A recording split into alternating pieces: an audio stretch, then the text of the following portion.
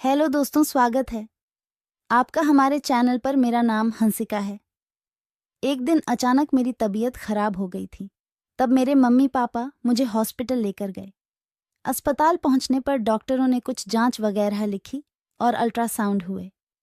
इसके बाद पता चला कि मेरे पेट में पथरी है। कुछ दिन बाद डॉक्टर ने ऑपरेशन करके पथरी को निकाल दिया। ऑपरेशन के कुछ महीने बाद कुछ दिन के लिए मैं दीदी के पास रहने उनके ससुराल आ गई थी। मेरी दीदी दिल्ली शहर में रहती थी। वैसे तो मम्मी मुझे भेजती नहीं है, इसलिए कि कहीं मैं किसी लड़के के साथ मिलकर अपना मुंह काला ना कर बैठूंगा, क्योंकि दीदी के घर में किराए पर कमरा लेकर पढ़ने वाले लड़के भी रहते थे। जब मैं दीदी के यहाँ जाती तो वह सब मुझे देखते या बात करने की कोशिश करते थे। मेरी दीदी का घर 4 मंजिला है। चौथी मंजिल पर दीदी जीजू रहते हैं और तीसरी मंजिल पर दीदी के देवर और सास ससुर रहते थे, और बाकी की मंजिल पर कुछ लड़के किराए पर कमरा लेकर रहते थे। अगर मैं सामने पड़ जाती तो कोई लड़का मुझसे बोल भी लेता था, पर यह सब दीदी को पसंद नहीं था। इस बात की चिंता दीदी को भी थी कि कहीं कोई लड़का मुझे पटा ना ले। मेरी दीदी कहती थी कि आजकल के लड़कों का प्यार तो बिल्लो रानी पर जाकर खत्म होता है। वह तो सिर्फ लो रानी के प्यासे होते हैं। वैसे मैं इससे पहले 1-2 बार गर्मियों में दीदी के पास रहने आई थी। मेरा मन होता है कि मैं दीदी के पास रहूंगा, फिर भी मम्मी मना कर देती है। इसी बात पर कभी कभी मम्मी से मेरी लड़ाई भी हो जाती थी। जीजू मुझसे बहुत हंसी मजाक करते रहते हैं। जब से दीदी की शादी हुई है तभी से जीतू मुझे पटाने की फिराक में है। ऐसा मैंने कई बार नोटिस किया है। मैं दीदी के यहाँ गई तो मुझे देखते ही जीजू बोले, आ गई। साली साहिबा कैसी हो? साली वे दीदी के सामने भी मुझे छेड़ते रहते हैं। मेरे पेट पर ऑपरेशन का निशान है। उसके लिए जीजू कहते हैं कि अब तो तुम्हारे पेट पर मुहर लग चुकी है, जरा मैं भी देख लूं कैसी है मुहर। ऐसा बोलकर वह मुझे चिढ़ाते थे। एक बार जीजू बोले, काश मैं डॉक्टर होता, फिर तुम्हारा ऑपरेशन में करता। मैंने कहा, इसमें आप क्या कर लेते? अगर मैं डॉक्टर होता तो तुम्हारे सारे कपड़े निकाल कर तुम्हारा ऑपरेशन करता। मुझे बहुत शर्म आए, लेकिन जीजू बेहिचक बोल देते हैं। एक दिन मैंने सलवार सूट पहन रखा था। उसके पीछे से मेरी ब्रा की दोनों पटियां दिखाई दे रही थी, लेकिन मुझे मालूम नहीं था। जब जीजू ने देखा तो मेरी ब्रा की दोनों पार्टियों को पीछे से पकड़कर बोले, साली साहिबा घोड़े की लगाम तो ठीक कर लो। उन दिनों गर्मियों के दिन थे और गर्मी की वजह से मेरी पीठ मोरिया हो गई थी, तो दीदी मेरी पीठ पर पाउडर लगा देती थी। एक बार जब दी थी मेरी कुर्ती ऊपर करके मेरी पीठ पर पाउडर लगा रहे थे तो अचानक से जीजू आ गए और मेरी हुक खोल दिया। जब मेरी हुक खुला तब मुझे पता चला। फिर जीजू कहने लगे, साली साहिबा रात को इतनी टाइट पहनकर मत सोया करो। मैंने कहा, दीदी देखो जीजू फिर परेशान कर रहे हैं। तो दीदी बोली, ठीक ही तो कह रहे हैं, रात को ब्रा निकाल कर सोया करो। मैं अपना नाइट सूट लाना भूल गई थी तो दीदी ने अपनी गाउन दे दी थी, जो मुझे बहुत ढीली आती थी और उसका गला भी बड़ा था, जिसमें से गोल मटोल भी दिखाई दे जाते थे, और जूजू की नज़र वहीं पर टिकी रहती थी। एक बार पता नहीं कैसे मेरे पूरे शरीर में खुजली की बीमारी हो गई। मैं जहां पर जितना खुजला थी वहीं पर उतनी ज्यादा खुजली मचती।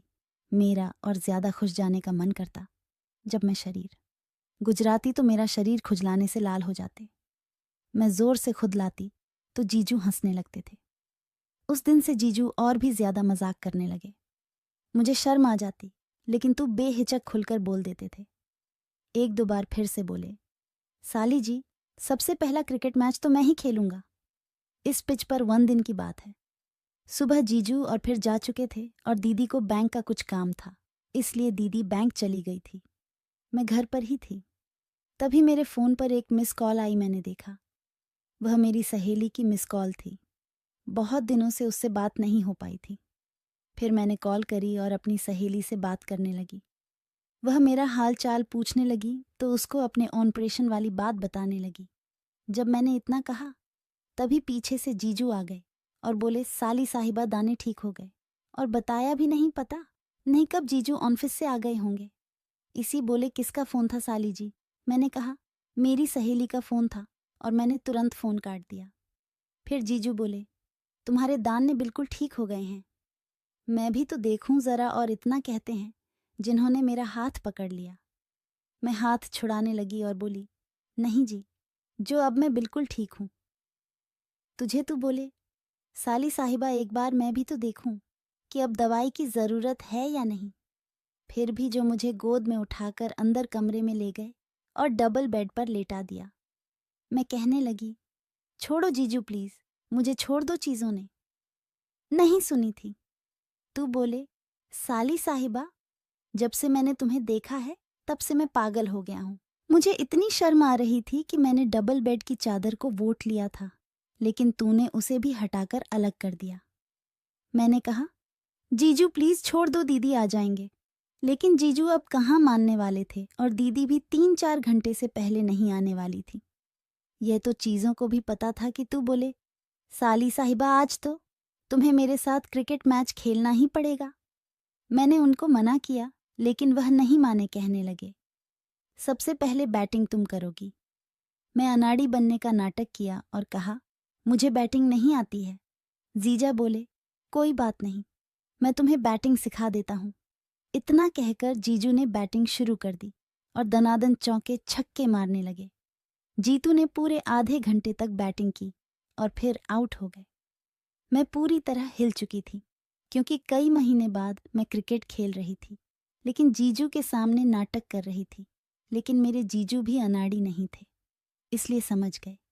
वे तो इस मामले में पक्के खिलाड़ी थे। शादी से पहले भी उन्होंने बहुत क्रिकेट खेला था, उन्होंने बाद में मुझे बताया था। अब मैं क्या कहती हूँ उनसे कि पहली क्रिकेट मैच तो डॉक्टर ने खेल लिया था, लेकिन वह समझ रहे थे कि यह मेरा फर्स्ट मैच है, और फिर मुझे बता वाली बात बतानी ही पड़ी। यह सुनकर जीतू बोले, तो फिर इतनी देर से नाटक क्यों कर रही थी? मैंने जीतू से कहा, मुझे तो पता भी नहीं चला था। वह जो भी कुछ हुआ सब बेहोशी में हुआ था कि तूने कहा, चलो कोई बात नहीं है, बताओ क्रिकेट खेलोगे या घुड़सवारी करोगी? इन दोनों में से तुम्हें कौन सा खेल पसंद है?